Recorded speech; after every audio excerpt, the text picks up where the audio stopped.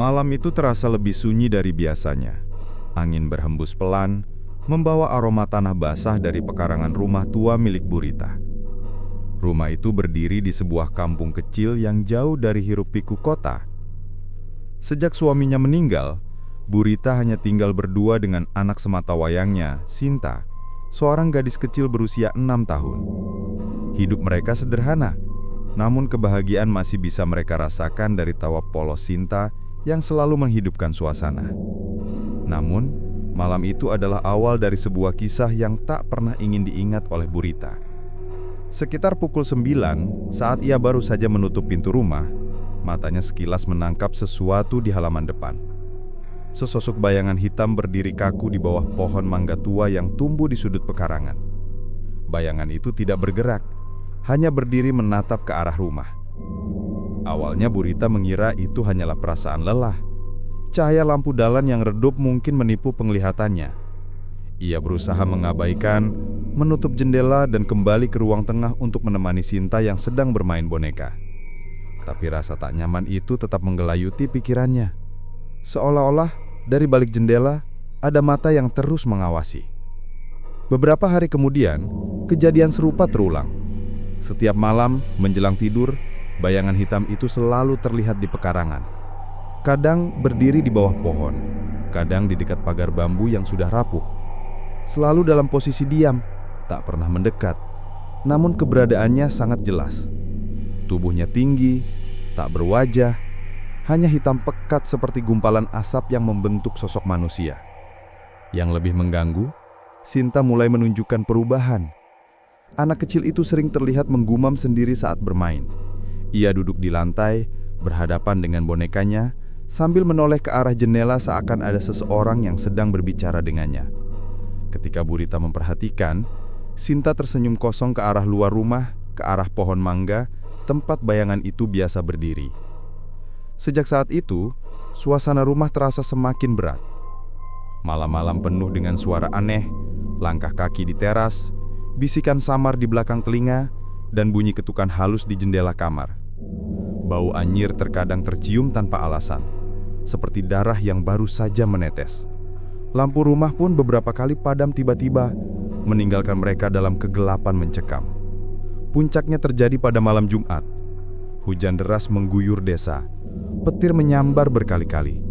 Saat Burita sedang membereskan ruang tamu, ia mendengar suara Sinta tertawa kecil di kamar.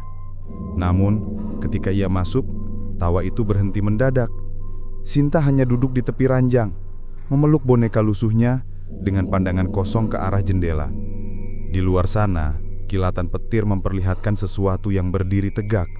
Bayangan hitam itu semakin jelas, semakin dekat dengan jendela kamar.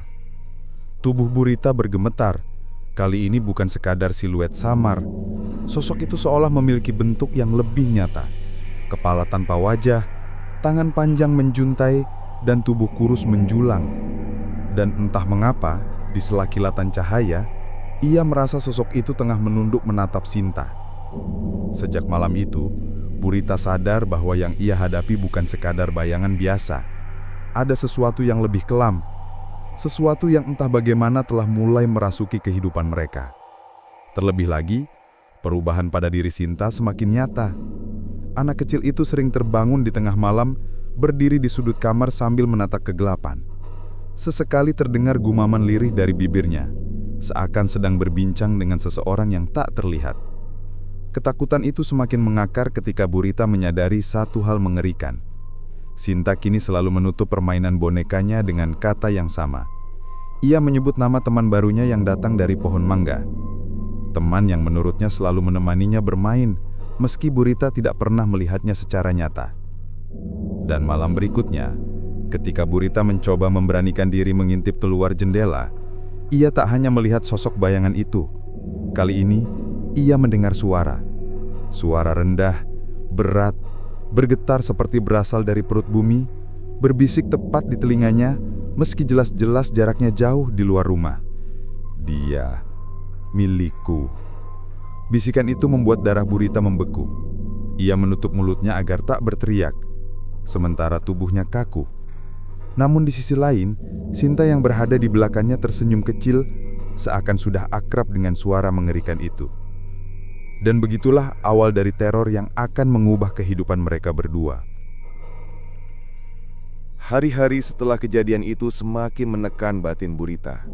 Bayangan hitam di halaman kini bukan lagi sekedar sosok samar yang berdiri diam. Kadang terlihat bergerak, melangkah pelan dari satu sisi ke sisi lain pekarangan. Sesekali tubuhnya memanjang, seolah ingin meraih sesuatu. Dan anehnya, setiap kali bayangan itu muncul, Sinta tampak lebih gembira. Seakan kehadiran makhluk itu memberi kebahagiaan yang hanya bisa dipahami olehnya. Sinta semakin sering menghabiskan waktu sendirian. Ia duduk di pojok ruangan sambil menggambar dengan pensil warna. Tapi gambar-gambar itu membuat Burita merinding.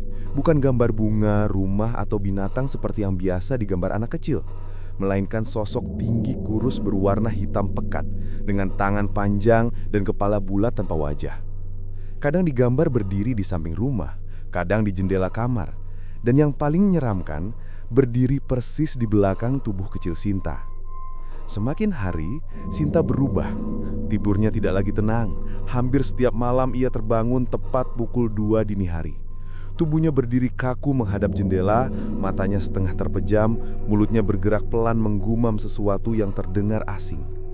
Kadang gumaman itu terdengar seperti bahasa yang tak pernah dipahami Burita. Namun entah mengapa, nadanya penuh tekanan, seperti doa yang dibalikkan menjadi kutukan. Burita mencoba menutup semua jendela dengan kain tebal agar sosok itu tidak terlihat lagi. Namun upayanya sia-sia. Justru sejak jendela ditutup, ia sering mendengar suara ketukan dari luar, perlahan tapi berulang seperti seseorang yang sengaja memanggil.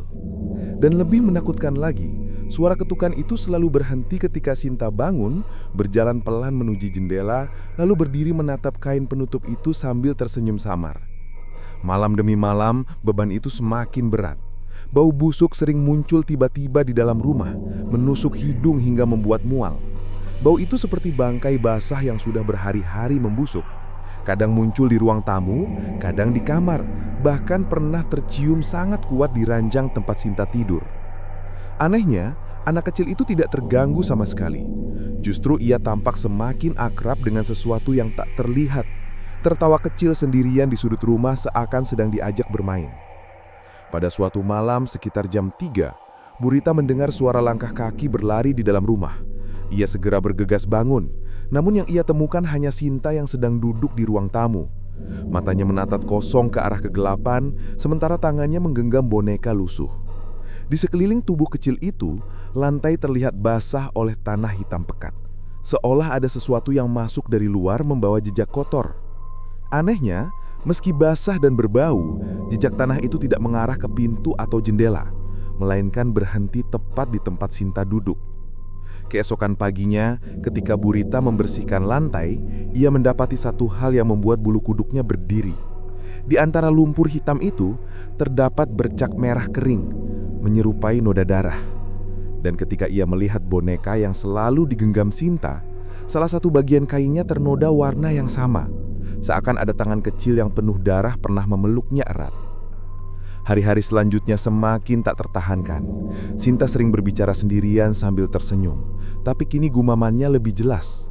Ia menyebutkan sesuatu yang berulang-ulang, seperti memanggil nama yang asing di telinga Burita. Nama itu ia tidak pernah dengar sebelumnya. Namun setiap kali disebut, udara di dalam rumah menjadi dingin menusuk tulang. Pada suatu dini hari, Burita terbangun karena suara berisik di halaman. Ia memberanikan diri mengintip dari celah tirai. Saat itu, kilatan petir menyambar, memperlihatkan sosok yang membuat darahnya hampir berhenti mengalir. Bayangan hitam itu tidak lagi berdiri sendirian. Di samping tubuh tinggi kurusnya, ada sosok kecil berambut panjang yang berdiri sejajar. Tubuh mungil itu memegang tangan bayangan tersebut, seolah keduanya sedang bersama. Dan yang lebih membuatnya hampir pingsan, sosok kecil itu mengenakan gaun tidur putih yang sama persis dengan milik Sinta malam itu. Dengan tubuh gemetar, Burita berlari menuju kamar anaknya. Tapi ketika ia membuka pintu, Sinta masih berada di dalam, duduk tegak di ranjang sambil menatap jendela dengan mata kosong.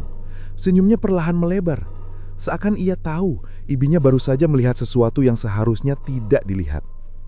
Sejak malam itu, Burita mulai yakin bahwa Sinta tidak lagi bersama dia. Ada sesuatu yang menempel padanya, sesuatu yang berasal dari bayangan hitam di halaman.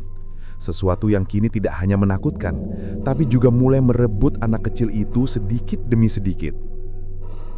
Malam-malam berikutnya berubah menjadi neraka bagi Burita.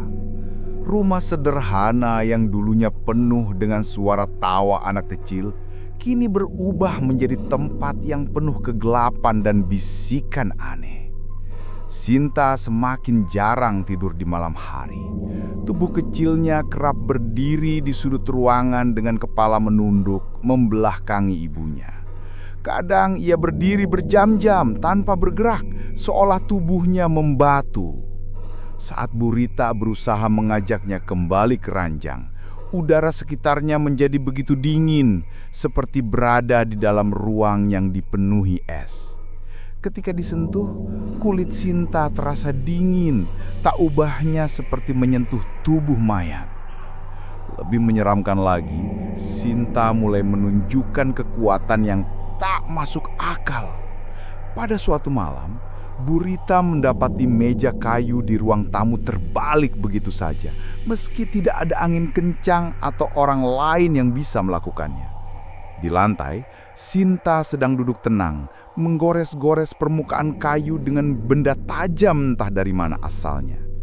Goresan itu membentuk simbol aneh yang asing bagi Burita, lingkaran-lingkaran yang saling bertaut dengan garis patah menyerupai tanda kuno. Suasana semakin menegangkan ketika hewan-hewan di sekitar rumah mulai resah. Anjing tetangga menggonggong setiap malam, selalu menghadap ke arah rumah Burita. Ayam-ayam peliharaan berlarian panik menjelang dini hari, dan burung-burung enggan hinggap di pohon mangga yang dulu rimbun. Seolah-olah seluruh makhluk hidup tahu ada sesuatu yang tidak wajar bersemayam di sana. Pada malam tertentu, hujan turun deras, disertai angin yang menghantam keras jendela. Burita sedang menutup pintu kamar ketika tiba-tiba listrik padam. Rumah tenggelam dalam kegelapan. Dalam remang cahaya kilat, ia melihat Sinta sudah tidak lagi berada di ranjang. Ia mendengar suara kecil dari ruang tamu, seperti suara anak kecil bernyanyi dengan nada rendah, menyeramkan, seolah doa terbalik yang dipaksa keluar dari mulut mungil. Dengan langkah gemetar, Burita mendekati ruang tamu. Di sana, dalam cahaya petir, Sinta berdiri di tengah ruangan. Tangannya terangkat lurus ke atas, kepala menunduk, membelakangi ibunya. Kadang ia berdiri berjam-jam tanpa bergerak, seolah tubuhnya membatu. Saat Burita berusaha mengajaknya kembali ke ranjang, udara sekitarnya menjadi begitu dingin, seperti berada di dalam ruang yang dipenuhi es. Ketika disentuh, kulit Sinta terasa dingin, tak ubahnya seperti menyentuh tubuh mayat. Lebih menyeramkan lagi, Sinta mulai menunjukkan kekuatan yang tak masuk akal. Pada suatu malam, Burita mendapati meja kayu di ruang tamu terbalik begitu saja, meski tidak ada angin kencang atau orang lain yang bisa melakukannya. Di lantai, Sinta sedang duduk tenang, menggores-gores permukaan kayu dengan benda tajam entah dari mana asalnya. Goresan itu membentuk simbol aneh yang asing bagi Burita. Lingkaran-lingkaran yang saling bertaut dengan garis patah menyerupai tanda kuno. Suasana semakin menegangkan ketika hewan-hewan di sekitar rumah mulai resah. Anjing tetangga menggonggong setiap malam, selalu menghadap ke arah rumah Burita. Ayam-ayam peliharaan berlarian panik menjelang dini hari, dan burung-burung enggan hinggap di pohon mangga yang dulu rimbun. Seolah-olah seluruh makhluk hidup tahu ada sesuatu yang tidak wajar bersemayam di sana. Pada malam tertentu, hujan turun deras, disertai angin yang menghantam keras jendela. Burita sedang menutup pintu kamar ketika tiba-tiba listrik padam. Rumah tenggelam dalam kegelapan.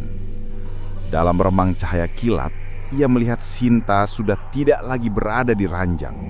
ia mendengar suara kecil dari ruang tamu, seperti suara anak kecil bernyanyi dengan nada rendah, menyeramkan, seolah doa terbalik yang dipaksa keluar dari mulut mungil.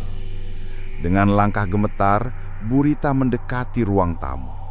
Di sana, dalam cahaya petir, Sinta berdiri di tengah ruangan. Tangannya terangkat lurus ke atas, kepala menunduk, mulutnya terbuka lebar. Suara aneh keluar dari tenggorokannya, bukan suara anak kecil, melainkan suara berat dan serak yang jelas bukan miliknya.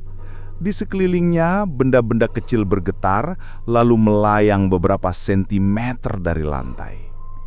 Tiba-tiba, kaca jendela retak dengan bunyi nyaring. Burita menjerit dalam hati, namun tubuhnya tak mampu bergerak.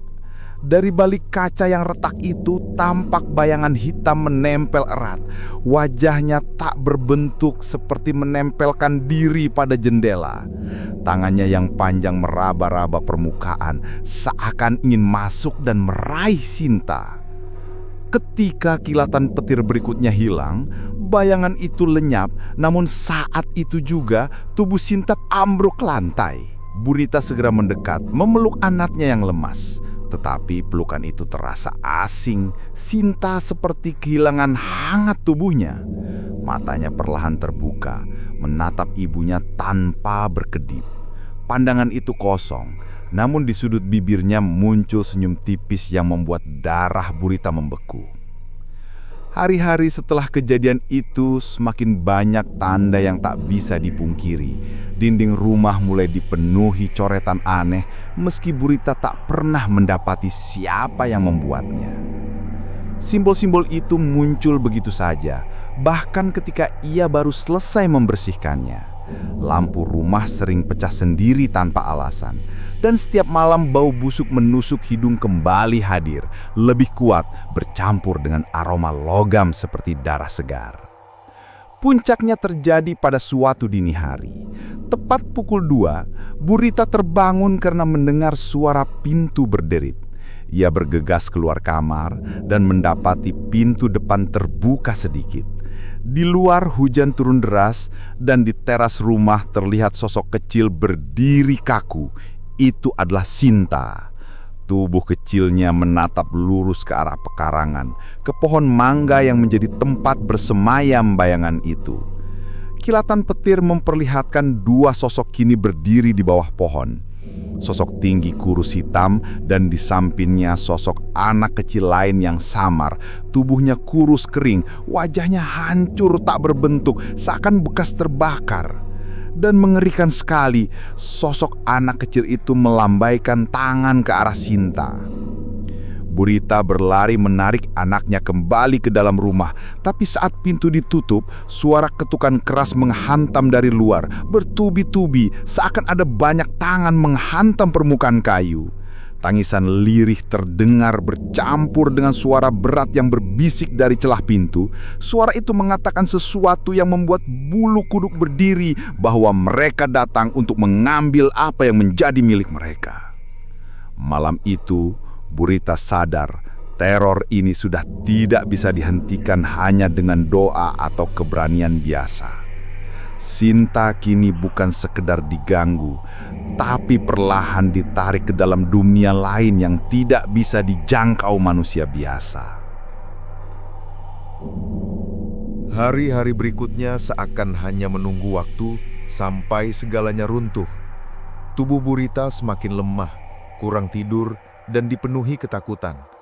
Sementara itu, Sinta terlihat semakin asing. Senyumnya bukan lagi milik seorang anak kecil yang polos, melainkan senyum dingin yang membuat siapapun merinding ketika melihatnya. Setiap malam, tepat pukul 2, suasana rumah berubah drastis. Suara-suara asing terdengar dari dinding, seperti orang berjalan di balik tembok, padahal itu hanya papan kayu tipis. Atap berderit, seolah ada sesuatu yang berat merayap di atas genteng. Bau busuk bercampur dengan aroma darah segar menyebar ke seluruh ruangan hingga membuat nafas terasa sesak. Pada suatu malam yang paling mencekam, Burita menyadari bahwa semua lampu rumah padam bersamaan. Gelap total. hanya kilatan petir yang sesekali memberi cahaya. Di dalam gelap itu, ia mendengar suara langkah kecil berlari di lorong. Ia tahu itu bukan langkah Sinta, karena saat ia menoleh, anak kecil itu sudah berdiri di sudut ruangan, diam tak bergerak, dengan mata yang memantulkan kilat petir seperti mata hewan di hutan. Tiba-tiba, suara ketukan keras menggema dari semua arah, dari jendela, pintu, bahkan lantai. Rumah itu seperti dikepung oleh sesuatu yang tak terlihat. Burita menutup telinganya, namun suara itu semakin keras, bercampur dengan bisikan serak yang berulang kali menyebut nama Sinta. Tak lama kemudian, jendela ruang tamu pecah dengan keras. Angin dingin menerpa masuk, disertai bau busuk yang menusuk. Dari celah jendela yang hancur itu, terlihat sosok tinggi kurus itu kini sudah masuk sebagian tubuhnya, merayap seperti kabut hitam.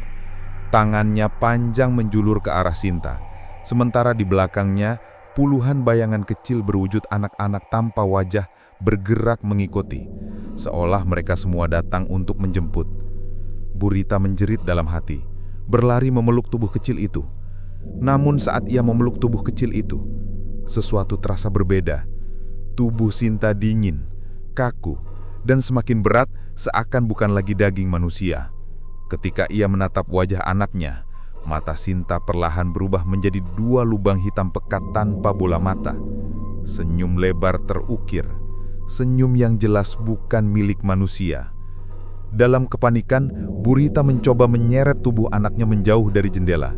Namun semakin keras ia berusaha, semakin berat tubuh itu ditarik ke arah bayangan. Udara di ruangan menjadi pekat.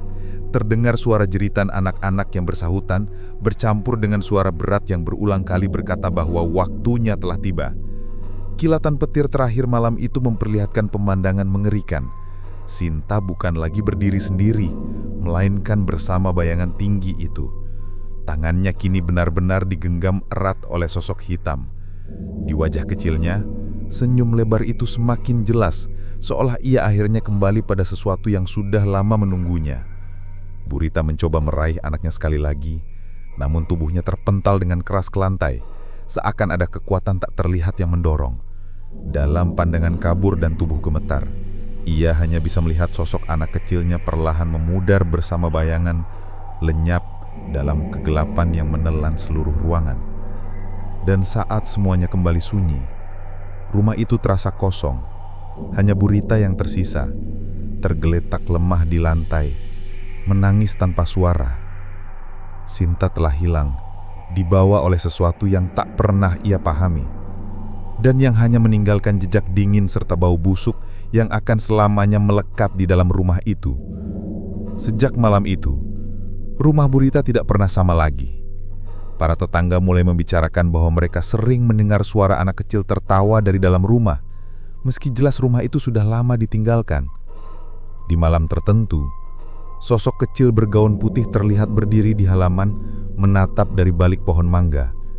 Dan sesekali, jika berani menatap lebih lama, di samping sosok kecil itu, berdiri sosok tinggi kurus berwarna hitam, menunggu dalam diam. Teror itu tidak pernah benar-benar berakhir.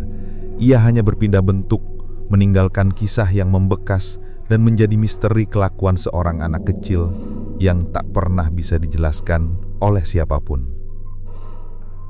Begitulah akhir dari kisah Burita dan anak kecilnya, Sinta.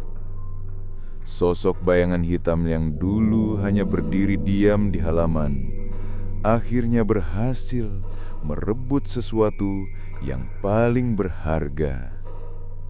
Sinta hilang, lenyap bersama kegelapan, dan meninggalkan misteri yang tak pernah bisa dijelaskan. Namun, apakah kisah itu benar-benar berakhir? Tidak ada yang tahu. Karena hingga kini masih ada orang yang bersumpah melihat sosok anak kecil bergaun putih berdiri di bawah pohon mangga rumah tua itu, tersenyum dengan tatapan kosong, seakan menunggu seseorang untuk menemaninya. Jika suatu malam kau mendengar suara anak kecil tertawa di halaman rumahmu, ingatlah, mungkin ia bukan sekadar anak kecil biasa.